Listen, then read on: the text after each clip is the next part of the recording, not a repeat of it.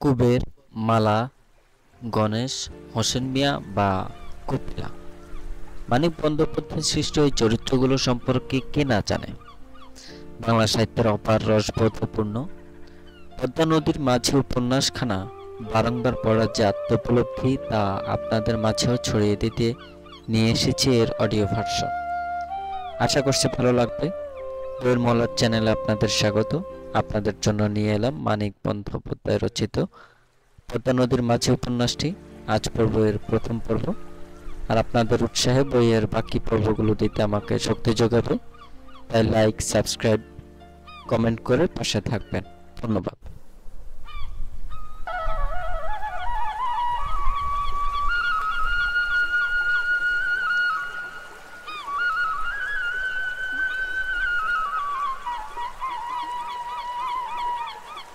পদ্মা নদীর মাঝে মানিক বন্দ্যোপাধ্যায়। বর্ষার মাঝামাঝি পদ্মা ইলিশ মাছ ধরার মরশুম চলিয়াছে। দিবারাত্রে কোনো সময় মাছ ধরিবার কামাই নেই। সন্ধ্যার সময় জাহাজ ঘাটে দাঁড়াইলে দেখা যায় নদীর বুকে শত শত আলো অনির্বাণ জোনাকির মতো ঘুরিয়া বেড়াইতেছে। জেলে নৌকার আলো ওগুলি, সমস্ত রাত্রি আলোগুলি এমনি ভাবে নদীবক্ষের রহস্যময় ম্লান অন্ধকারে দুর্বোধ্য সংকেতের মতো সঞ্চালিত হয়। একসময় মাঝরাত্রি পার হইয়া যায়। শহরে, গ্রামের রেল স্টেশনে ও জাহাজ ঘাটে শান্ত মানুষ চোখ বুঝিয়া ঘুমাইয়া পড়ে। শেষ রাত্রে ভাঙা ভাঙা মেঘে ঢাকা আকাশে ক্ষীণ চাঁদটি ওঠে। জেলে নদীর নৌকার আলোগুলি তখনও নেভে না। নৌকার খোল ভরিয়া জমিতে থাকে মৃত সাদা ইলিশ মাছ। লণ্ঠনের আলোয় মাছের আঁশ চকচক করে। মাছের নিষ্ফলক চোখগুলিকে স্বচ্ছ নীলাভ মণির মতো দেখায়। কবির মাঝি আজ মাছ ধরিতেছিল দেবীগঞ্জের মাইল দেড়েক উজানে। নৌকায় আরো দুজন লোক আছে, ধনঞ্জয় এবং গণেশ। তিনজনের বাড়ি কেতুপুর গ্রামে। আরো 2 মাইল উজানে পদ্মার ধারায় কেতুপুর গ্রাম। নৌকাটি বেশি বড় নয়, পেছনের দিকে সামান্য একটু ছাউনি আছে। বর্ষা বাদলে 2-3 জনে কোনো রকমে মাথা গুজিয়া থাকিতে পারে। বাকি সবটাই খোলা। মাঝখানে নৌকার পাটাতনে হাত 2 ফাঁকা রাখা হইয়াছে। এই ফাঁক দিয়ে নৌকার খোলের মধ্যে মাছ ধরিয়া জমা করা হয়। জাল ফেলিবার ব্যবস্থা পাশের দিকে। ত্রিকোণ বাঁশের ফ্রেমে বিপুল পাখার মতো জালটি নৌকার পাশে লাগানো আছে। জালের শেষ সীমার বাঁশটি নৌকার পার্শ্বদেশের সঙ্গে সমান্তরা। তার 2 প্রান্ত হইতে লম্বা 2টি বাঁশ নৌকার ধারে আসিয়া মিশিয়া পরস্পরকে অতিক্রম করিয়া নৌকার ভেতরে হাত 2 আগাইয়া আসিয়াছে। জালের এই 2টি হাতল, এই হাতল ধরিয়ে জাল ওঠানো এবং নামানো হয়। গভীর জলে বিরাট ঠোঁটের মতো 2টি বাঁশে বাঁধা জাল লাগে। দড়ি ধরিয়া পাশের ঠোঁট হাঁ করা জাল নামাইয়া দেওয়া হয়। মাছ পড়িলে খবর আসে জেলের হাতের দড়ি বাহিয়া দড়ির দ্বারাই জলের নিচের জালের মুখ বন্ধ করা হয়। এই নৌকাটি ধনঞ্জয়ের সম্পত্তি, জালটাও তারই। প্রতি রাত্রে যত মাছ ধরা হয় তার অর্ধেক ভাগ ধনঞ্জয়ের, বাকি অর্ধেক কুবের ও গণেশের।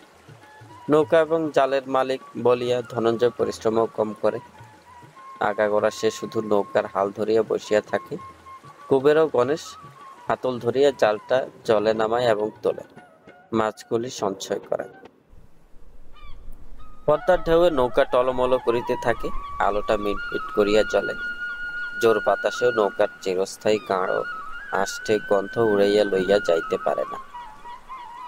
এক হাত একখানি কাপড়কে নেংটির মতো কোমরে জড়াইয়া ক্রমাগত জলে ভিজিয়া ও শীতল জল বাতাসে শীত বোধ করিয়া বিনিদ্র আরক্ত চোখে লণ্ঠনের মৃদু আলোয় নদীর অশান্ত জলরাশির দিকে চাহিয়া থাকিয়া কুবের ও গণেশ সমস্ত রাত মাছ ধরে। নৌকা স্রোতে ভাসিয়া যায়। বৈঠা ধরিয়া নৌকাকে তারা ঠেলিয়া লইয়া আসে। সেখানে যেখানে একবার ঝাঁকের মধ্যে জাল ফেলিয়ে বেশি মাছ উঠে যাচ্ছিল, আজ খুব মাছ উঠতেছিল। কিন্তু ভোরে দেবীগঞ্জের মাছের দর না জানা অবধি এটা সৌভাগ্য কিনা বলা যায় না। সকলেরই যদি এরকম মাছ পড়ে, দর কাল এত নামিয়া যাইবে যে বিশেষ কোনো লাভের আশা থাকিবে না। তবে বড় মাছের বড় ঝাঁক, একই সময় সমস্ত নদীটা জুড়িয়া থাকে না, এই যা ভরসার কথা। বেশি মাছ সকলের নাও উঠিতে পারে। কুবের হাঁকিয়া বলে, যদু হে, মাছ কিবা? খানিক দূরের নৌকা হইতে জবাব আসে জবর। জবাবের পর সে নৌকা হইতে পাল্টা প্রশ্ন করা হয়। কুবের হাঁকিয়া জানায় তাদেরও মাছ পড়িতেছে জবর। ধনঞ্জয় বলে, সাজের দরটা জিগা দেখি কুবের। কুবের হাঁকিয়া দাম জিজ্ঞাসা করে। সন্ধ্যাবেলা আজ 4:45, 5 এবং 5.25 টাকা ধরে মাছ বিক্রি হইয়াছে। শুনিয়া ধনঞ্জয় বলে, কাইল চাইরে নামব, হালার মাছ ধরে জুত নাই। কুবের কিছু বলে না, ঝপ করিয়া জালটা জলে ফেলিয়া দেয়। শরীরটা আজ তাহার ভালো ছিল না। তার স্ত্রী মালা তাকে বাহির হইতে বারণ করিয়াছিল, কিন্তু শরীরের দিকে তাকাইবার অবসর কুবেরের নাই। টাকার অভাবে অখিল সাহার পুকুরটা এবারও সে জমা লইতে পারে নাই। সারাটা বছর তাকে পদ্মার মাছের উপরেই নির্ভর করিয়া থাকিতে হয়। এই নির্ভরও বিশেষ জোরালো নয়। পদ্মার মাছ ধরিবার উপযুক্ত জাল তার নাই। ধনঞ্জয় অথবা নড়াইলের যদুর সঙ্গে সমস্ত বছর তাকে এমনিভাবে 2 আনা 4 আনা ভাগে মজুরি খাটিতে হইবে। ইলিশের মরশুম ফুরাইলে বিপুল পদ্মা কৃপণ হইয়া যায়। নিজের বিরাট বিস্তৃতির মাঝে কোনখানে সে যে তার মেন সন্তানগুলিকে লুকাইয়া ফেলে, খুঁজিয়া বাহির করা কঠিন হইয়া দাঁড়ায়। নদীর মালিককে খাজনা দিয়া 1000 টাকা দামের জাল যারা পাতিতে পারে, তাদের স্থান ছাড়িয়া দিয়া এত বড় পদ্মার বুকে জীবিকা অর্জন করার মতো গরিব জেলের পক্ষে দুঃসাধ্য ব্যাপার। ধনঞ্জয় যদুর জোড়াতালি দেওয়া ব্যবস্থায় যে মাছ পড়ে, তার 2-3 আনা ভাগে কারো সংসার চলে না। উপার্জন যা হয় এই ইলিশের মরশুমে। শরীর থাক আর যাক, এ সময় একটা রাত্রিও ঘরে বসিয়া থাকিলে কুবেরের চলিবে না। মাঝরাত্রে একবার তারা খানিকক্ষণ বিশ্রাম করিয়াছে। রাত্রি শেষ হইয়া আসিলে কুবের বলিল, একটু জিরাই গো আজান খুড়া। জিরানের লাইগে মরস কেন ক দেহি? বাড়িত গিয়া সারাটা দিন জিরাইস, আর 2 খেপ দিয়াল। কুবের বলিল, তামুক বিনা গায়ে সার লাগে না। দেহখানে জানো আজ খুড়া, আজ বিশেষ ভালো নেই। জাল উঁচু করিয়া রাখিয়া কুবের ও গণেশ ছাইয়ের সামনে বসিল। ছইয়ের গায়ে আটকানো ছোট হুঁকাটি নামাইয়া টিনের কৌটা হইতে কড়া দা কাটা তামাক বাহির করিয়া 1.5 বছর ধরিয়া ব্যবহৃত পুরাতন কলকিটিতে তামাক সাজিল কুবের। নারিকেল ছোবড়া গোল করিয়া পাকাইয়া ছাউনির আড়ালে একটিমাত্র দেশলাইয়ের কাঠে খরচ করিয়া সেটি ধরাইয়া ফেলিল। 12 বছর বয়স হইতে অভ্যাস করিয়া হাত একেবারে পাকিয়া গিয়াছে। নৌকা স্রোতে ভাসিয়া চলিয়াছিল। এক হাতে তীরের দিকে কোনাকুনি হাল ধরিয়া ধনঞ্জয় অন্য হাতটি বাড়াইয়া দিয়া বলিল, দে কুবের, আমারে দে ধরাই। কলকিটা তাহার হাতে দিয়া কুবের রাগ করিয়া বসিয়া রহিল। কুবেরের পাশে বসিয়া গণেশ বাড়াবাড়ি রকমের কাঁপিতেছিল। এই জন্য সত্যাসত্যই শীতকাল। হঠাৎ সে বলিল, ইহ, আজ কি জার কুবির! কথাটা কেহ কানে তুলিল না। কারো সাড়া না পাইয়া কুবেরের হাঁটুতে একটা খোঁচা দিয়ে গণেশ আবার বলিল, জানোস কুবির, আজকে আর জাড়ে কাঁপা বললাম। এদের মধ্যে গণেশ একটু বোকা। মনের ক্রিয়াগুলি তার অত্যন্ত শ্লথ গতিতে সম্পন্ন হয়। সে কোনো কথা বলিলে লোকে যে তাহাকে অবহেলা করিয়া এই কথাটা কানে তোলে না, এইটুকু সে বুঝিতে পারে না। একটা কিছু জবাব না পাওয়া পর্যন্ত বারবার নিজের কথার পুনরাবৃত্তি করতে থাকে। ধমকের মতো করিয়া যদি কেউ তার কথার জবাব দেয়, তাতেও সে রাগ করে না, দুঃখও তা হয় না। কুবেরের সে অত্যন্ত অনুগত। জীবনের ছোট বড় সকল ব্যাপারে সে কুবেরের পরামর্শ লইয়া চলে। বিপদে আপদে ছুটিয়া আসে তাহারই কাছে। এক পক্ষের এই আনুগত্যের জন্য তাহাদের মধ্যে যে বন্ধুত্বটি স্থাপিত হইয়াছে, তাহাকে ঘনিষ্ঠই বলিতে হয়। দাবি আছে, প্রত্যাশা আছে, সুখ দুঃখের ভাগাভাগি আছে, কলহ এবং পুনর্মিলনও আছে। কিন্তু গণেশ অত্যন্ত নিরীহ প্রকৃতির বলিয়া ঝগড়া তাহাদের হয় খুব কম। পুরিয়া শেষ হওয়া অবধি তাহারা পালা করিয়া তামাক টানিল। নৌকা এখন অনেক দূরে আগাইয়া আসিয়াছে। কলকির ছাই জলে ফেলিয়া মুখিটা ছইয়ে টাঙাইয়া দিয়া জাল নামাইয়া কুবের ও গণেশ বৈঠা ধরিল। গণেশ হঠাৎ মিনতি করিয়া বলিল, এখান গীত ক দেখি কুবের। হ গীত না তোর মাথা। কুবেরের ধমক খাইয়া গণেশ খানিকক্ষণ চুপ করিয়া রহিল, তারপর নিজেই ধরিয়া দিল গান। সে গাইতে পারে না, কিন্তু তাহাতে কিছু আসিয়া যায় না। ধনঞ্জয় কুবেরের মন দিয়ে গানের কথাগুলি শুনতেছিল। যে যাহারে ভালোবাসে সে তাহারে পায় না কেন, গানে এই গভীর সমস্যার কথা আছে। বড় সহজ গান না। পূব দিক লাল হইয়া ওঠা পর্যন্ত তাহারা জাল ফেলিয়া বেড়াইল, তারপর রওনা হইল জাহাজ ঘাটের দিকে। সেখানে পৌঁছিতে পৌঁছিতে চারিদিকে আলো হইয়া উঠিল। নদীর তীরে নদীর জলে এখন জীবনের সাড়া পড়িয়া গিয়াছে। থাকিয়া থাকিয়া স্টিমারের বাঁশি বাজিয়া ওঠে। সশব্দে নগর তুলিয়া কোনো স্টিমার ছাড়িয়া যায়। কোনো স্টিমার ভেড়ে গিয়া জেটিতে কলিকাতা হইতে মেল ট্রেনটি আসিয়া পড়িয়াছে। ঘাটের ও স্টেশনের দোকানপাট সমস্ত খোলা হইয়াছে। অনেকে নদীর জলে ম্লান স্নান করিতে নামিয়াছে। মোটরবাহী ও যাত্রীবাহী অসংখ্য ছোট বড় নৌকা ঘাটে ভিড় করিয়া আসিয়াছে। ঘাটের দুদিকে বহুদূর অব্দি তীর ঘেঁষিয়া কাদায় পোতা লোকের সঙ্গে বাঁধা আরো যে কত নৌকা, তার সংখ্যা নাই। নদীতে শুধু জলের স্রোত, জলের স্থলে মানুষের অবিরাম জীবন প্রবাহ। মেছো নৌকার ঘাটটি এক পাশে। ইতিমধ্যে অনেকগুলি নৌকা মাছ লইয়া হাজির হইয়াছে। হাঁকাহাঁকি ডাকাডাকিতে স্থানটি হইয়া উঠিয়াছে সরগরম। অত্যন্ত দ্রুততার সঙ্গে দরাদরি সম্পন্ন হইয়া হরদম মাছ কেনাবেচা চলিতেছে। চালানের ব্যবস্থাও হইতেছে সঙ্গে সঙ্গেই। এই বাস্তবতা, ব্যস্ততা ও কোলাহলের মধ্যে আসিয়া পড়িয়া সমস্ত রাত্রিব্যাপী পরিশ্রমের ক্লান্তি ফুলিয়া কুবের প্রতিদিন খুশি হইয়া ওঠে। আজ সে একেবারে ঝিমাইয়া পড়িয়াছিল। শেষ রাত্রির দিকে শীত করিয়া বোধ হয় তাহার জ্বরই আসিয়াছে। চোখ দুটো যে তার ভয়ানক লাল হইয়া উঠিয়াছে, গণেশ তাহা দেখিয়া পাইয়া বলিয়াছে, 4-5 পারের বেশি।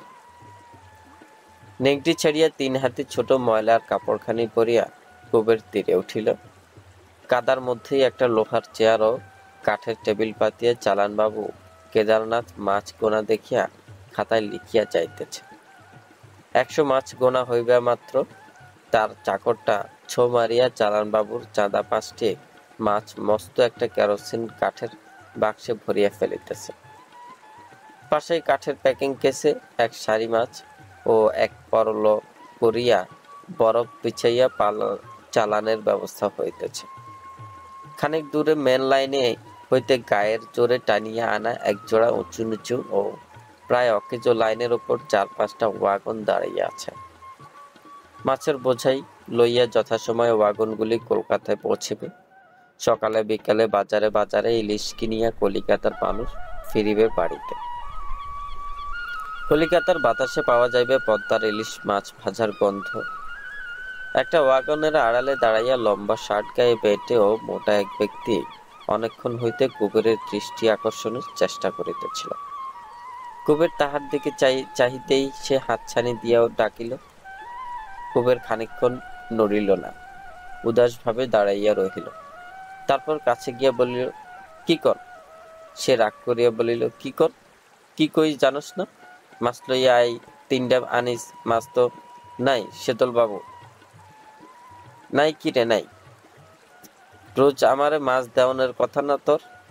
নিয়ে আইগা যা, বড় দেখিয়া নিস। কুবের মাথা নাড়িল, আইস পারুম না সেতল বাবু। আজান খুড়া সিধা মোর দিকে চাইয়া রইছে, দেখো। বাজার কেন গাছ? কিন্তু কুবের চুরি করিয়া যে দামে মাছ দেয়, বাজারে কিনিতে গেলে তার 3 দাম পড়িবে। শীতল তাই হঠাৎ আশা ছাড়িতে পারিল না। সে মিনতি করিয়া বলিল, 3টা মাছ আজ তুই দে কুবের, অমন করস কেন? পয়সা নয়, কয়টা বেশি লই চাইছি। তালি খানিক খাড়াও সেতল বাবু। কুবের ফিরিয়া গিয়া কাপড়টা ভালো করিয়া গায়ে জড়াইয়া নৌকায় বসিল। চারিদিকে চেনা লোক কম নয়। চুপি চুপি মাছ লইয়া তাহাকে তীরে উঠিতে দেখিলে নিশ্চয়ই সন্দেহ করিবে। লজ্জার তাহার সীমা থাকিবে না। তবে একটা ভরসার কথা এই যে সকলেই নির্দিশয় ব্যস্ত, নিজের নৌকা হইতে কে কোথায় দুটো মাছ চুরি করিতেছে তাকাইয়া দেখিবার অবসর কাহারও নাই। চারিদিকে নজর রাখিয়া 3টা মাছ কুবের একসময় গায়ের কাপড়ের তলে লুকাইয়া ফেলিল। তীরে উঠিয়া শীতলের হাতে দিতেই মাছ কটা সে চটের থলির মধ্যে পুরিয়া ফেলিলাম। পয়সা কাল দিমু কুবের বলিয়া সে চলিয়া যায়। কুবেরও সঙ্গে সঙ্গে পা বাড়াইয়া বলিল, রন শেতল বাবু, অমন তরা কইরা যাইয়েন না, দামটা দেন দেখি। কাল দিমু কইলাম যে। ওই এখন দেন, খামু না পোলাগো, খামু না। পয়সা নাই তো, দিমু কি? কাল দিমু, নির্জস দিমু। পিছল নরম মাটিতে পায়ের বুড়ো আঙ্গুল গাঁথিয়া গাঁথিয়া শীতল চলিয়া গেল। আরক্ত চোখে তাহার দিকে চাহিয়া থাকিয়া অস্ফুট স্বরে কুবের বলিল, হালা ডাকায়। বিড়বিড় করিয়া শীতলকে আরো কয়েকটা গাল দিয়া কুবের নৌকার গিয়া গলইয়ের দিকে গা এলাইয়া শুইয়া পড়িল। গণেশটা বোকা, মাছের দাম বুঝিয়া পাওয়ার সময় একটু চেষ্টা করিয়াই ধনঞ্জয় তাহাকে সরাইয়া দিতে পারিয়াছিল। একা একা দাম লইবার সুযোগ সে কোনোদিনই প্রায় পায় না। কুবের এই সময়টা জোকের মতো তাহার সঙ্গে লাগিয়া থাকে। টাকা পাওয়া মাত্র সঙ্গে সঙ্গে নিজের ভাগটা বুঝিয়া লয়। ধনঞ্জয় নৌকায় আসিলে মাথা উঁচু করিয়া কুবের জিজ্ঞেস করিল, কতটি মাছ হইল আজান খুড়া? 100-4 কম না। ধনঞ্জয় মুখে একটা অবজ্ঞাসূচক শব্দ করিয়া বলিল, 400 না 1000, 250 খান মাছ, 7টা ফাউনিয়া 250 দাম দিছে। কুবের উঠিয়া বলে বসিল, এটা কি কও খুড়া?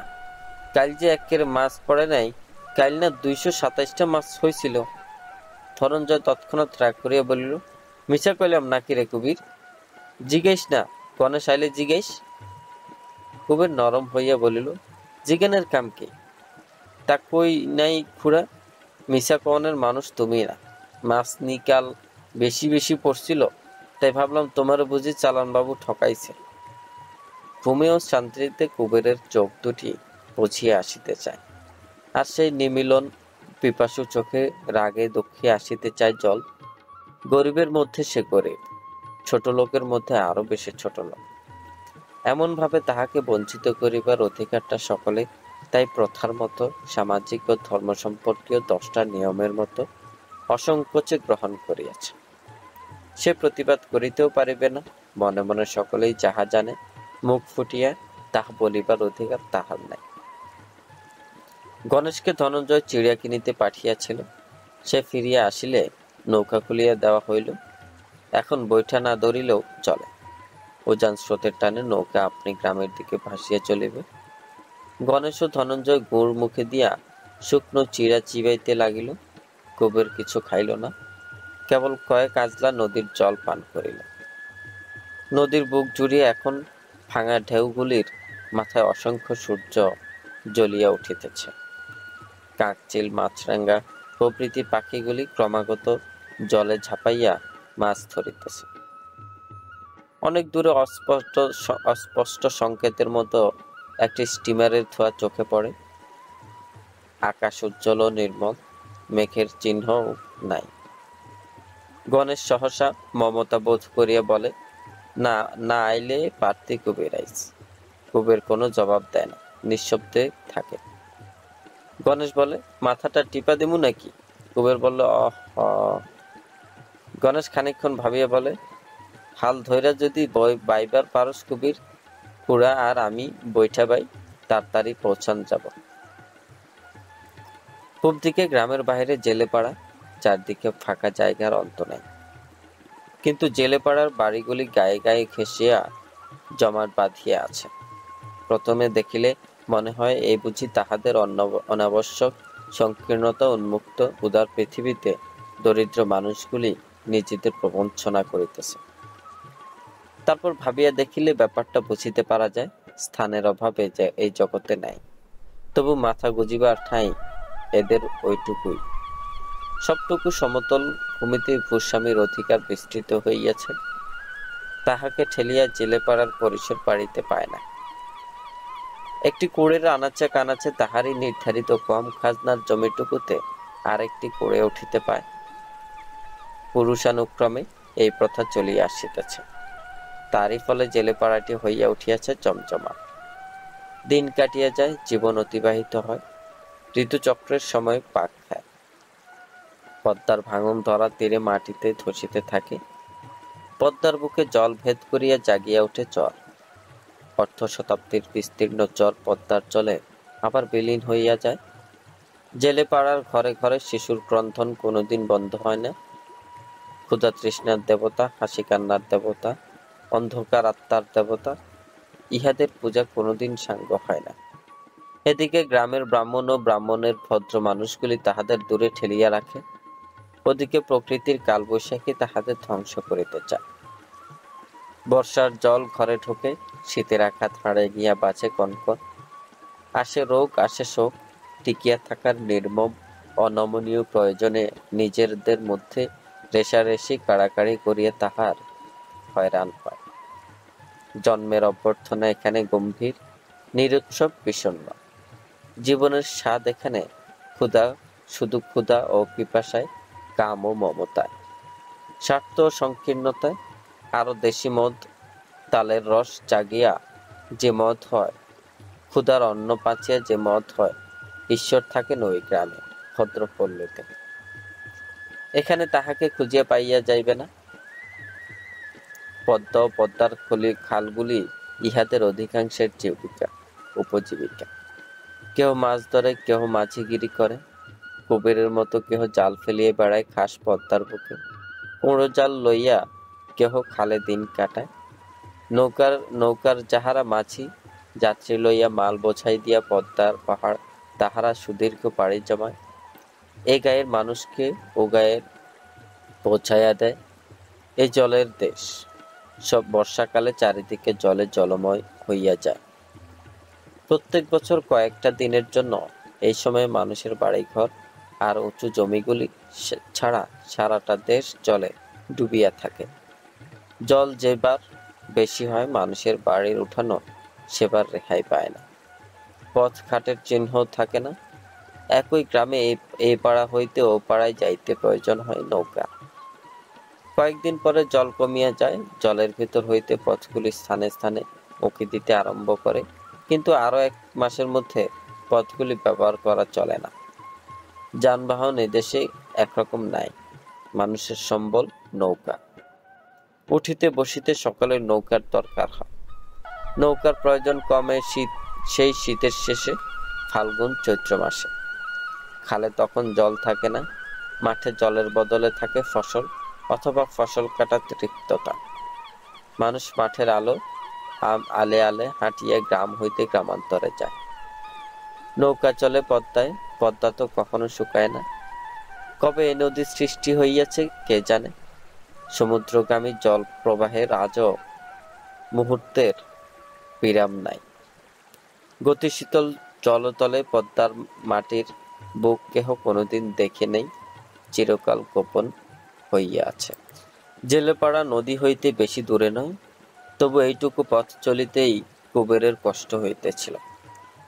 নৌকায় সমস্ত পথটা আবল তাবল বকিয়া গণেশ এতক্ষণে চুপ করিয়াছে। ধনঞ্জয় নৌকা হইতে নামে নাই। পাশের গ্রামে কুটুম বাড়িতে তাহার কি প্রয়োজন ছিল, নৌকা লইয়া সে একাই সেখানে চলিয়া গিয়াছে। গণেশের বাড়িটাই পড়ে আগে। সে বাড়িতে ঢুকিল না, অসুস্থ কুবেরের সঙ্গে আগাইয়া চলিল। নকুল দাস ঘরের দাওয়ায় বসিয়া তামাক খাইতেছিল। কুবেরকে দেখিতে পাইয়া ডাকিয়া বলিল, অকুবের, শুনিয়া যা। গণেশ বলিল, কুবিরে জ্বরে বড় কাতর গো। নকুল বলিল, জ্বর নাকি? তবে যা, বাড়ি যা, দেখ গিয়া বাড়িতে কি কাণ্ড হইয়াছে। এমন কথা শুনিয়া ব্যাপারটা না জানিয়া যাওয়া চলে না। কুবের উদ্বিগ্ন হইয়া বলিল, কিসের কাণ্ড নকুলদা? শেষ রাইতে তোর বউ খালাস হইছে কুবির? কুবের অবাক হইয়া বলিল, 9 মাস পুইরা যে মাত্র কয়টা দিন গেছে নকুলদা, এটা হইল কিবা? কেন, 9 মাসে খালাস হয় না? গণেশ জিজ্ঞাসা করিল। পুরুষ সওয়াল হইছে না? নকুল সায় দিয়া বলিল, আমাগর পাশি গেছিল। আইসা কয়, কি কুবেরের ঘরে নি রাজপুত্তুর আইছে বাবা, এই একরত্তি একখানা পোলা, তার চাঁদ পানা মুখের কথা কি কমু, রং হইছে গোরা। কুবেরের স্থিমিত চোখ দুটি উজ্জ্বল হইয়া উঠিল। নকুল শয়তানি হাসিয়া পরিহাস করিয়া বলিল, তুই তো দেখি কালাকুষ্ঠির কবির, গোরা চাঁদ আইল কোয়ান থেইকা, ঘরে তো থাকস না রাইতে, কিছু কম যায় না বাপু। গণেশ রাগিয়া বলিল, বউ গোরা না নকুল দা? বউ তো গোরাই এর বাড়ির পেছন দিয়া, ওর বাড়ির উঠান দিয়া কুবের ও গণেশ এবার একটু জোরে জোরে পা চালিয়াই বাড়ির দিকে আগাইয়া গেল। গণেশ ভারী খুশি, বারবার সে বলিতে লাগিল, পোলা হইব কই নাই কবির, কই নাই এইবার তোর পোলা হইব। শেষে বিরক্ত হইয়া কুবের বলিল, চুপ থাক গণেশ, পোলা দিয়া করুম কি, নিজে গোর খাওন জোটে না পোলা। গণেশ ক্ষুণ্ণ হইয়া বলিল, তুই নি গোসা করস কবির, করুম না, মরবার কস না কি আমারে তুই। তাহার মেজাজের এই আকস্মিক উত্তাপ গণেশের মাঝে বড়ই দুর্বোধ্য ঠেকিল। অত তাহার ভবিষ্যতের কথা ভাবিবার হিসাব করিবার ক্ষমতা নাই। বউ থাকিলে মাঝে মাঝে ছেলে মেয়ে হয়, এই পর্যন্ত সে জানে। সুবিধা অসুবিধার কথাটা ভাবিয়া দেখে না। তাছাড়া পৃথিবীতে মানুষ আসিলে তাহাকে খাওয়ানোর দায়িত্ব যে মানুষের নয়, যিনি জীব দেন তার। গণেশ এটা বিশ্বাস করে। সুতরাং ছেলে হওয়ার সংবাদে কুবেরের রাগ করিবার কি কারণ আছে সে ভাবিয়া পাইল না, ভাবিবার চেষ্টাও করিল না। বেড়া দেওয়া ছোট একটি উঠানের দুদিকে দুখানা ঘর। কুবেরের বাড়ির এর বেশি পরিচয় নেই। এদিকের ঘরের সংসার সংকীর্ণ দাওয়ায় একটা ছেঁড়া মাদুর চট প্রভৃতি দিয়া খেরিয়া লইয়া হইয়াছে। চাহিলেই বুঝিতে পারা যায় ওটি আঁতুর ঘর, কারণ চটের ফাঁক দিয়া ভিতরের সাহিত্যা মালাকে দেখিতে পাওয়া যাইতেছে। কুবের ওদিকে দাওয়াবিহীন ঘরটিতে ঢুকিয়া পড়িল।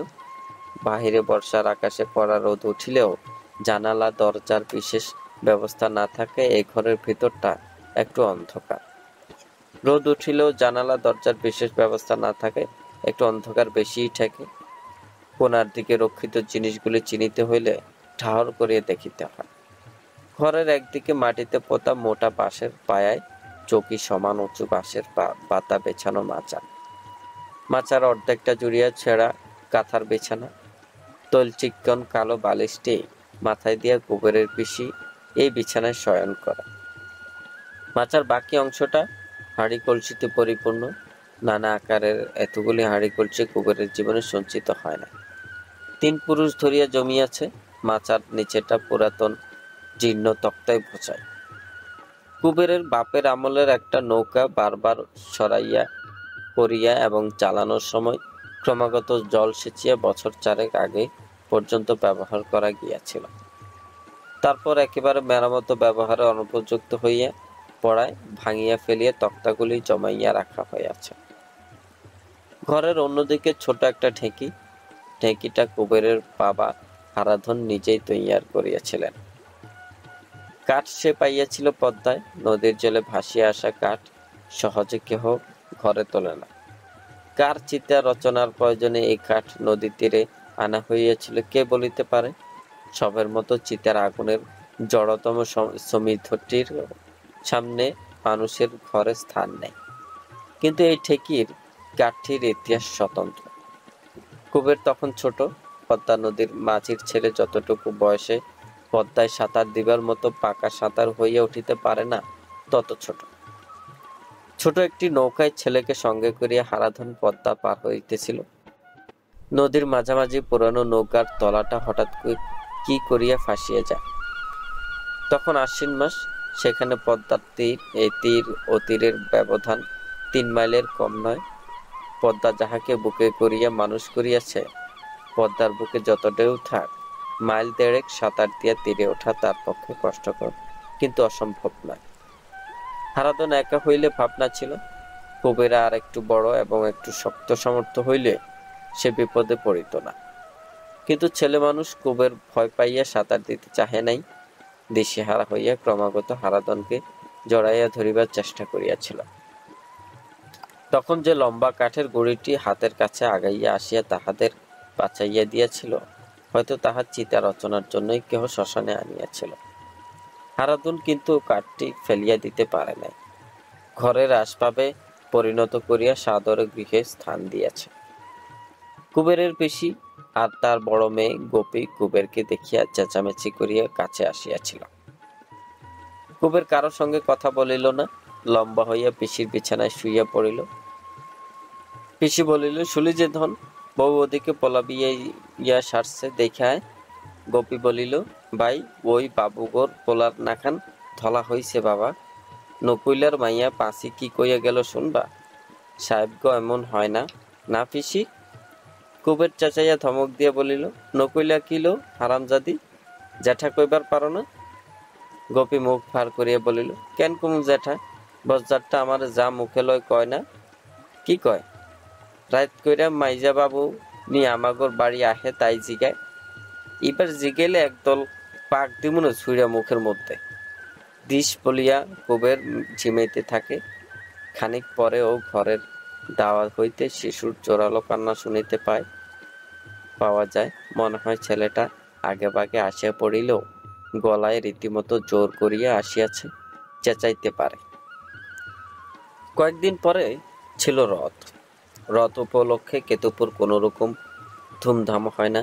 পদ্মার ওপারে আছে সোনাখালী গ্রাম, রথের উৎসব হয় সেইখানে। সোনাখালীর জমিদারের ছোট একটি রথ বাহির হয়। সোনাখালী হইতে মোহনপুর অবধি 10 মাইল লম্বা একটি উঁচু পথ আছে।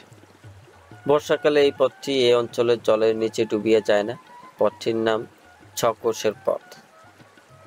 নামের মধ্যে পথটির এক ক্রোশ দৈর্ঘ্য কেমন করিয়া বাড়িয়া গিয়েছে বলা যায় না।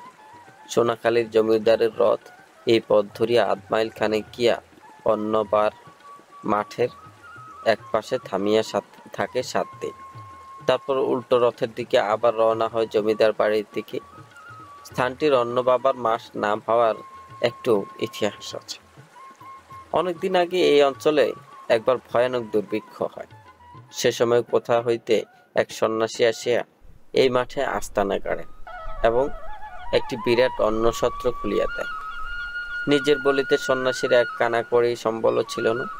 শোনা যায় এমনই আশ্চর্য ছিল মানুষের ওপর তাহার প্রভাব যে সামনে দাঁড়াইয়া চোখে চোখ চাহিয়া তিনি হুকুম দিতেন, আর বড় বড় জমিদার মহাজনেরা মনে মনে চাল ডাল পাঠাইয়া দিত এই মাঠে। শত শত ভদ্র গৃহস্থ নিজেরাই কোমর বাঁধিয়া তাহা রান্না করিয়া দুর্ভিক্ষ পীড়িত নর নারীদের বিতরণ করিত অন্ন। ব্যাপারটা যে ঠিক এইরকম ঘটিয়াছিল তার কোনো প্রমাণ এখন আর নাই।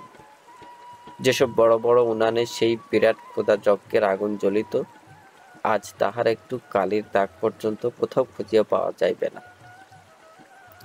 রথের দিন এই মাঠে প্রকাণ্ড মেলা বসে, উল্টা রথ পর্যন্ত স্থায়ী হয়। পদ্মা আগে তফাতে ছিল, এখন এত কাছে সরিয়া আসিয়াছে যে মেলার একটা প্রান্ত প্রায় নদী তীরেই আসিয়া ঠেকে। স্থলপথ ও জলপথে দল বাঁধিয়া আসিয়া মানুষ মেলায় ভিড় পড়ায়। ভিড় বেশি হয় প্রথম এবং শেষ দিন। মাঝখানের কদিন মেলা একটু ঝিমাইয়া যায়। গ্রামবাসীর প্রয়োজনীয় ও শখের পণ্য সমস্তই মেলায় আমদানি হয়। এমনকি শহরের নারী পণ্যের আবির্ভাবও ঘটিয়া থাকে। কাপড়ের দোকান, মনোহারী দোকান, মাটির খেলনার দোকান, খাবারের দোকান, দোকান যে কত বসে তার সংখ্যা নেই। গরু ছাগল বিক্রয় হয়, কাঁঠাল ও আনারসে মেলার একটা দিক ছাইয়া যায়। বড় বড় নৌকায় মালদহ ও ত্রিহুতের আম আসে। লেমনেডের নামে বোতলে ভরা সেকারিনের লাল নিস্তেজ জল বিক্রয় হয় অজস্র। মেয়েরা স্বাদ মিঠাইয়া শাখা ও কাঁচের চুড়ি পরে, ছেলেদের কোমরে বাঁধিয়া দেয় নূতন খুনসি। কয়েকটি স্থানে গভর্নমেন্ট হইতে লাইসেন্সপ্রাপ্ত জুয়া খেলা চলে। মেলার এটা একটি প্রধান অঙ্গ। সবচেয়ে বেশি ভিড় হয় বালা খেলার কাছে। চারকোনা বাঁশের বেড়ার চারদিকে ভিড় করিয়া দাঁড়াইয়া 4 পয়সায় 4 বালা কিনিয়া বেশিরভাগ গরিব চাষাভুষারাই হরদম ছুড়িতে থাকে। রুদ্ধ নিঃশ্বাসে চাহিয়া দেখি নিক্ষিপ্ত বালাকটি লাল শালুতে সাজানো টাকা আধুলি শিখি ও দেওয়ানি অরণ্যে অন্ধের মতো ঘুরিয়ে ঘুরিয়ে স্থির হইতেছে ফাঁকা জায়গায়। পুনরাবর্তিত ব্যর্থতায় তাহাদের কোনো মতে যেন বিশ্বাস হইতে চায় না। কত কাছাকাছি পাছাপাছি শাড়ি, ছেলে মেয়েদের জন্য কিছু খেলনা ও খাবার এবং সংসারের জন্য কি কি সব জিনিস কিনিতে অনেক দিনের চেষ্টায় জমানো টাকা আনিয়াছিল। দেখো, সন্ধ্যার সময় দূরের মানুষ যখন বাড়ির দিকে শান্ত পা বাড়াইয়াছে, বেচারির কাছে বিড়ি কিনিবার পয়সাও নাই। আজীবন উপার্জন করিয়া সে পরকে খাওয়াইয়াছে। সে যে কি নিরীহ গৃহস্থ, কারো কথা না ভাবিয়া আর সে একই করিয়া বসিল। একবেলা স্বাধীনভাবে স্বার্থপরতা করিবার সুযোগ পাইয়া নিজেকে সামলাইতে পারিল না। রথের দিন সকাল হইতে গুড়ি গুড়ি বৃষ্টি নামিয়াছিল। বেলা বাড়িল, নিদ্রাতুর চোখ মিটমিট করিতে করিতে গণেশ কুবেরের বাড়ি আসিল। কুবের তখনও ঘুমাইতেছিল। গণেশ তাহাকে ডাকিয়া তুলিল, বলিল, চল কুবের, নাটা ঠিক করে থুইয়া আহি। আমারে ডাইকে আজান কুড়া না গিয়া বইয়া আছে। কুবের প্রকাণ্ড একটা হাই তুলিয়া বলিল, বয় গনসা বয়। অফিসি, আমারে আর গনসারের দুগা মুড়ি দিবা গো। আলো গোপী, আমারে নিয়ে এক ঘটি জল দিবার পারস। ঘরে মুড়ি ছিল না, কদাচিৎ থাকে। পিসির 4টি চিড়া আর একটু গুড় দিয়া গেল। গুড় মুখে দিয়ে শুকনো চিড়া চিবাইতে চিবাইতে কুবের বলিল, খা গনসা, রথের বাদলা নামছে দেখছস? হ, চালায় ছন চাপান লাগে। রাইতের বাদলায় ঘরে জল পড়ছিল, দেখ। গণেশ চাহিয়া দেখিল, জল পড়িয়া ঘরের একটা কোণ সত্যি ভাসিয়া গিয়াছে। জিহ্বা দিয়া সে একটা আফসোসের শব্দ করিল, বলিল, কোন দিয়া পড়ছে তাই বাঁচান না, না তো জিনিসপত্র সকল ভাইসা যাইত। চালায় চা পাইবি নাকি ছন আইস? মেলায় গেলি তো সময় পাবি না। কুবের মাথা নাড়িয়া বলিল, সন কই? নাই তো। ছিল যে সন, গোপীর মার বিছানায় পাইতা দিছি। ব্যাপারটা বুঝিয়ে গণেশ গম্ভীর মুখে সায় দিয়া বলিল, ভালা করছস, যা বাতলা। ধীরে ধীরে তাহারা চিড়া চিবাইতে লাগিল। গণেশ যে তাগিদ লইয়া আসিয়াছিল সে যেন তাহারা ভুলিয়া গিয়াছে।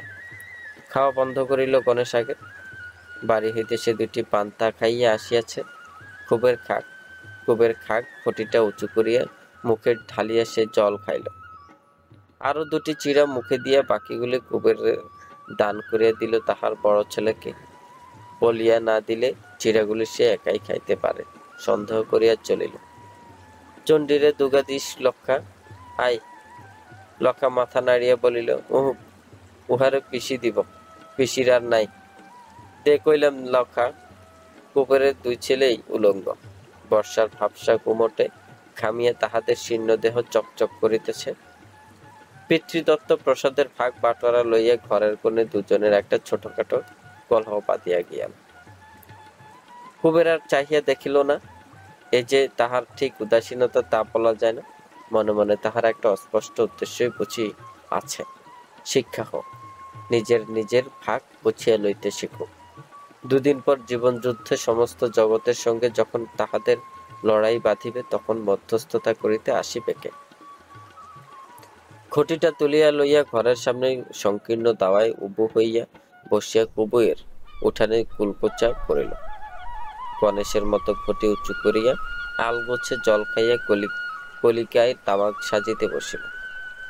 পিসি দাওয়ার এক পাশে ইলিশ মাছের তেলে ইলিশ ভাজিতেছে, অন্য পাশে মালার আতর।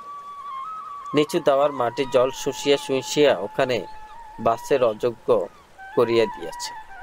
তবু ওইখানে ভিজা স্যাঁতস্যাঁতে বিছানায় নবজাত শিশুকে লইয়া মালা দিবারাত্রি যাপন করিবে। উপায় কি? যে নোংরা মানুষের জন্মলাভের প্রক্রিয়া বাড়িতে ঘর থাকিলেও বরং একটা ঘর অপবিত্র করিয়া ফেলা চলিত। 2খানা কুড়ে যারা সম্বল তার স্ত্রী আর কোথায় সন্তানকে জন্ম দিবে? ভদ্রলোকেরা উঠানে অস্থায়ী টিনের ঘর তুলিয়া দেয়, চৌকির ব্যবস্থা করে। যারা আরো বেশি ভদ্রলোক তাদের থাকে শুকনো খটখটে স্থায়ী আঁতুর ঘর। কুবেরের তো সে ক্ষমতা নাই। তার যতখানি সাধ্য সে তা করিয়াছে। ভালো করিয়া বেড়া দিয়া বৃষ্টির ছাট আটকাইয়াছে। ঘর ছাইবার সনগুলি বিছানার তলে পাতিয়া দিয়াছে। দেবীগঞ্জের রেল কোম্পানির কয়লা চুরি করিয়া আগুনের ব্যবস্থা করিয়াছে, আর সে কি করিতে পারে? হঠাৎ 1 মিনিটেরও কম সময় ব্যাপিয়া ঝুপঝাপ করিয়া জোরে বৃষ্টি হইয়া গেল। তারপর যেমন গুঁড়ি গুঁড়ি বৃষ্টি পড়িতেছিল তেমনি পড়িতে লাগিল। গণেশ দরজার কাছে সরিয়া আসিয়া বলিল, যাবি না কুবির? কুবের বলিল, হ ল যাই। আচ্ছা তুই কেউ দেখি গণেশ, হিরুজ জ্যাঠার ঠাই দুগা ছন সামু নাকি দিব না? গণেশ বলল, হিরুজ জ্যাঠার ছন দিব? জ্যাঠারে তুই চিনস না কবির? কাইলের কাণ্ড জানস? বিহানে ঘরে ফিরা ছুমু, বউ কয় চাল বাড়ান্ত, খাও আইঠা কলা, ভর রাত জায়গা ঘুমের লাইগা 2 চক্ষু আধার তাহে, চাল বাড়ান্ত। বউরে কইলাম, হিরু জ্যাঠার ঠাই দুগা চাল করজ আনগা, দুপুরে গায়ে গিয়া কিনে আনমু। কলি না পিথায় যাবি কুবির? বউরে জ্যাঠা ফিরাইয়া দিল, কয় কি বিশুদ্ধর কর্জ দেওন মানা? কুবের সবিস্ময়ে বলিল, হ। তোর নিজের জ্যাঠা না? নিজের জ্যাঠা বইলেই পিরিত যেন বেশি কুবির, খালি নিবার পারে দিবার পারে না। এই কথাগুলি বলিতে পারার মধ্যে গণেশের পক্ষে বিস্ময়কর বুদ্ধিমত্তার পরিচয় আসে। কুবের শিরশ্চালনায় সায় দিয়া বলিল, আমার ঘরে পাঠালি না কেন বউরে? গণেশ যেমন বোকা তেমনি সরল। সে বলিল, তুই চাল পাবি কনে? এ কথা অপমান বোধ করে কুবের উঠিল রাগিয়া। চাল পামু কনে? কেন, আমরা ভাত খাই না? গরিব বলে দুগে চাল কর্জ না দেওয়ানের মতো গরিব আমি না, যাই না থুইস। কুবের রাগে ও গণেশ লজ্জায় খানিকক্ষণ চুপ করিয়া রহিল। শেষে গণেশ আস্তে আস্তে বলিল, গোসা করলানি কুবির দা। মাঝে মাঝে কুবেরের রাগের সময় ভীরু গণেশ তাহাকে সম্মান করিয়া তুমি সম্বোধন করে। করুম না, গাও জ্বালাই না কথা করছে, আজান খুঁড়া বইয়া আছে, লজাই। কুবের উঠানে নামিয়া গেল। বৃষ্টিতে ভিজিয়ে ভিজিয়ে উঠানটা কাদা ও পিছল হইয়া আছে। গৃহাঙ্গনের এই নোংরা পচা পাচেক যে নদী তীরে কাদা অনেক ভালো, সেই কাদা হাঁটু পর্যন্ত ডুবিয়া গেলেও যেন এরকম অস্বস্তি বোধ হয় না। বাড়ির ফাঁকে পায়ে হাজা হয়, পাক খাটিয়া যাহার জীবিকা অর্জন করিতে হয়, সেই পাকের সংস্পর্শে তাহারও পা করত। আকস্মিক ক্রোধে কুবের ছেলে মানুষের মতো উঠানে একটা লাথি মারল। পায়ের পাতার একটা পরিষ্কার ছাপ মাত্র উঠানে পড়িল, আর কিছুই হইল না। আতুর হইতে ক্ষীণস্বরে মালা বলিল, আগো যাইও না, শুনে যাও, চালা দিয়া নি ঘরে জল পড়তেছে, সনগুলা লইয়া যাও, বিছানার তলে সন দেওন না দেওন সমান। মালার মুখে এমন নিঃস্বার্থ উক্তি প্রায় শোনা যায় না। কুবেরের মুগ্ধ হওয়া উচিত ছিল, কিন্তু তার পরিবর্তে সে বিরক্তই হইয়া বলিল, কি এর সমান? সন না পাইতা ভিজাভিতে শোন যায়, রঙ্গ কইরা কাম নাই, চুপ মাইরে শুইয়া থাকো, সালার লাগে সন লাগে আইনালো মুনি। হোসেন মিয়া না কইছিল খড় দিব? হোসেন মিয়া কলকাতা গেছে। মালা আফসোস করিয়া বলিল, কবে গেল? আগে নি একবার কইলা, এক পয়হার সুই আইনবার কইতাম। কলকাতার পয়হায় 10 খান পাউন যায়। কলিকাতা হইতে মালা 1 পয়সার ছোস আনিতে দিতে শুনিয়া কেহ হাসিল না। পিসি বরং মালার কথা সায় দিয়াই কি যেন বলিল, ঠিক বোঝা গেল না। জবাব দিবার প্রয়োজন ছিল না। কুবেরের পায়ের আঙুলের ফাঁকে হাজার খায়ে বিষাক্ত পাক কামড়াইতেছিল। সে নীরবে বাহির হইয়া গেল। নদী তীরে নৌকায় তাহাদের গাছ ছিল। খাওয়া দাওয়ার পর নৌকা লইয়া তাহারা সোনাখালীর মেলায় যাইবে। সঙ্গে ছেলে মেয়েরা থাকিবে। কেতুপুর ও আশেপাশের গ্রাম হইতে এমন যাত্রীও পাওয়ার সম্ভাবনা আছে যাহারা ভাড়া দিয়ে মেলায় যাইবে। নৌকাটা একটু সাফ করে একটা অস্থায়ী হোগলার ছই ছাটাইয়া দেওয়া দরকার। নৌকার ছোট পালটি মেরামত করিবার জন্য নামানো হইয়াছিল। বাঁশের মাছ তুলে সেটিও আবার ঠিক করিয়া খাটাইতে হইবে। বর্ষাকালে বাতাস প্রায় সোনাখালীর দিকেই বহিতে থাকে। খুমট করিয়া সামান্য বাতাস যদি উঠে, পাল তুলিয়া মেলায় পৌঁছতে আজ 1 ঘন্টা সময়ও লাগিবে। নদীর তীরে পৌঁছাইয়া তাহারা দেখিতে পাইল ছাতি মাথায় দিয়া হোসেন মিয়া দাঁড়াইয়া আছে। ঘর ছাইবার জন্য হোসেনের কাছে বিনামূল্যে কিছু শন পাইবার সম্ভাবনা ছিল। তাহাকে দেখিয়া কুবেরের খুশি হওয়াই উচিত ছিল। তবু লোকটার আবির্ভাবে চিরদিন যে দুর্গেয় আশঙ্কা তাহাকে অস্বস্তি বোধ করায়, আজও সেই আশঙ্কাই হঠাৎ তাহাকে দাঁড় করাইয়া দিল। চুপি চুপি বলিল, হোসেন মিয়া রে গণেশ? তাই তো দেখি। একটু রহস্যময় লোক এই হোসেন মিয়া। বাড়ি তাহার নোয়াখালী অঞ্চলে। কয়েক বৎসর হইতে কেতুপুর বাস করিতেছে। বয়স তাহার কত হইয়াছে তাহারা চেহারা দেখিয়া অনুমান করা যায় না। পাকা চুলে সে কলপ দেয়, নূরে মেহেদি রং লাগায়, কানে আতর মাখানো তুলা গুজিয়া রাখে। প্রথম যখন সে কেতুপুরে আসিয়াছিল, পরনে ছিল একটা ছেঁড়া লুঙ্গি, মাথায় একজাক রুক্ষ চুল, ঘষা দিলে গায়ে খড়ি উঠিত। জেলেপাড়া নিবাসী মুসলিম মাঝি জহরের বাড়িতে সে আশ্রয় লইয়াছিল। জহরের নৌকায় বৈঠা পাহিত। আর সে তাহার বেটে খাটো তৈলচিক্কন শরীরটায় আজানুলম্বিত পাতলা পাঞ্জাবিতে ঢাকিয়া রাখে। নিজের পানসিতে পদ্মায় পাড়ি দেয়। জমি জায়গা কিনিয়ে ঘর বাড়ি তুলিয়ে পরম সুখে সে দিন কাটাইতেছে। গত বছর নিকা করিয়া ঘরে আনিয়াছে 2 নম্বর স্ত্রীকে। এইসব সুখের ব্যবস্থা সে যে কি উপায়ে করিয়াছে, গ্রামের লোক ঠিক অনুমান করিয়া উঠিতে পারে না। নিত্য নূতন উপায়ে সে অর্থ উপার্জন করে। নৌকা লইয়া হয়তো সে পদ্মায় মাছ ধরিতে গেল সে সত্যই, কারণ যাওয়াটা সকলেই দেখিতে পায় না। কিন্তু পদ্মার কোনখানে সে মাছ ধরিল, মাছ বিক্রি বা করিল কোন বন্দরে, কারো তাহা চোখে পড়িল না। তাহার নৌকার মাঝিদের জিজ্ঞাসা করিয়া একটা গল্প মাত্র শোনা গেল যে বন্দরে তাহারা মাছ বিক্রয় করিয়াছে, সেখানে নৌকায় যাতায়াত করিতে নাকি 7-8 দিন সময় লাগে। তারপর কয়েকদিন হয়তো হোসেন গ্রামে বসিয়া থাকে, একেবারে কিছুই করে না। হঠাৎ একদিন সে উধাও হইয়া যায়। 15 দিন 1 মাস আর তাহার দেখা মেলে না। আবির্ভাব তাহার ঘটে হঠাৎ, এবং কিছুদিন পরে 200 গরু ছাগল চালান লইয়া যায় কলিকাতা। বড় অমায়িক ব্যবহার হোসেনের।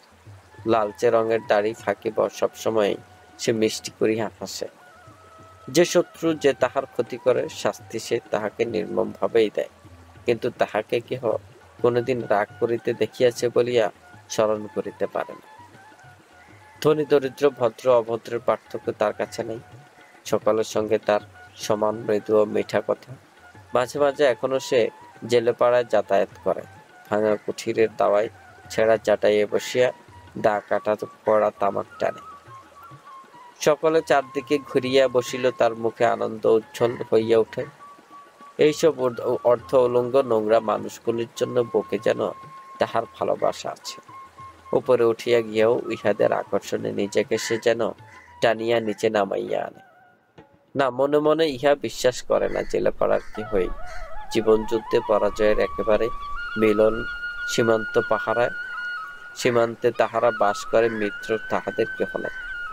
তবে বিশ্বাস অবিশ্বাসের জন্য কিছু আসিয়া যায় না। হোসেন মিয়া হাসিমুখে একেবারে বাড়ির ভেতরে গিয়া জাকিয়া বসিয়া তাহার গোপন গভীর ও দুর্গেয় মতলব হাসিলের আয়োজন আরম্ভ করিল। জেলে পাড়ায় এমন কেহ নাই যে তাহাকে কিছু বলিতে পারে। বলিতে হয়তো পারে, বলে না শুধু এই জন্য যে বলা নিরর্থক। তাতে কোনো লাভ হয় না। যা সে ঘটায় সমস্তই স্বাভাবিক ও অবশ্যম্ভাবী। অন্যথা করিবার জন্য বুক ঠুকিয়া দাঁড়াইলে কার কি লাভ হইবে? তার চেয়ে বর্ষাকালে ঘরের ফুটা চাল যদি একটু মেরামত হয়, উপবাসের সময় বিনা সুদে যদি কিছু কর্জ মেলে, তাই ঢের লাভ। হোসেন মিয়ার গোপন মতলবের দুটো একটা খবর যে জেলেপাড়ার লোকেরা রাখে না তা নয়। জেলেপাড়ার 3টি পরিবার উধাও হইয়া গিয়াছে। হোসেন মিয়া যে ছেলে, বুড়ো, স্ত্রী, পুরুষ নির্বিশেষে এক একটি সমগ্র পরিবারকে কোথায় রাখিয়া আসিত, প্রথমে কেহ তাহা টের পায় না।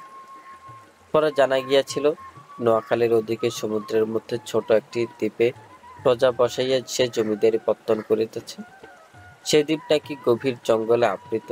শহর নেই, গ্রাম নেই, মানুষের বসতি নেই, শুধু আছে বন্য পশু এবং অসংখ্য পাখি। কিছু কিছু জঙ্গল সাফ করিয়া এই দ্বীপে হোসেন মিয়া ঋণগ্রস্ত উপবাস ক্ষীণ পরিবারদেরকে উপনিবেশ স্থাপন করিয়াছে। লোভ দেখাইয়া আশা দিয়া এক একটি নিরুপায় পরিবারকে সে এই দ্বীপে লইয়া যায়। সৃষ্টির দিন হইতে কখনো আবাদ হয় নাই এমন খানিকটা জমি দেয়, থাকিবার জন্য ঘর দেয়, আবাদের জন্য দেয় হাল বলদ ও জঙ্গল কাটিবার জন্য যন্ত্রপাতি। অন্যান্য স্থান হইতে আরো কতগুলি পরিবারকে সে এখানে ওখানে লইয়া গিয়াছে কে জানে। কেতুপুরের জেলেপাড়ার 3 ঘর মাঝিকে সে যে আদিম অসভ্য যুগের চাষার পরিণত করিয়াছে এ খবর জেলেপাড়ার কারো অজানা নাই। তবু জানা না জানাদের তাহাদের পক্ষে সমান। মাথা নিচু করিয়া তাহারা হোসেন মিয়ার দেওয়া উপকার গ্রহণ করিবে। মনুষ্যবাসের অযোগ্য সেই দ্বীপকে জনপদে পরিণত করার আহ্বান আসছে, যতদিন পারে মাথা নাড়িয়ে অস্বীকার করিবে। যেদিন পারিবে না সেদিন স্ত্রী পুত্রের হাত ধরিয়ে নিঃশব্দ হোসেন মিয়ার নৌকায় গিয়া উঠিবে। তাই মনে মনে লোকটাকে ভয় করিলেও কাছে গিয়ে কুবের বলিল, সালাম মিয়া ভাই। হোসেন বলিল, সালাম। কেমন ছিলাম আজি? কাইল মালুম হয় জ্বরে ভুগলাম। কলকাতার থনে আলেন কবে? আই জালাম। আর গণেশ ভাই খবর কি? মেলায় যাবে না? গণেশ ঢোক গিলিয়ে বলিল, যামু মিয়া ভাই, মেলায় যামু। পোলাপানের মেলায় যাওয়ানোর লেগা খেপে আছে, না গেলে চলবো না। ঘুমটি দিছে, বাদাম চলবো না।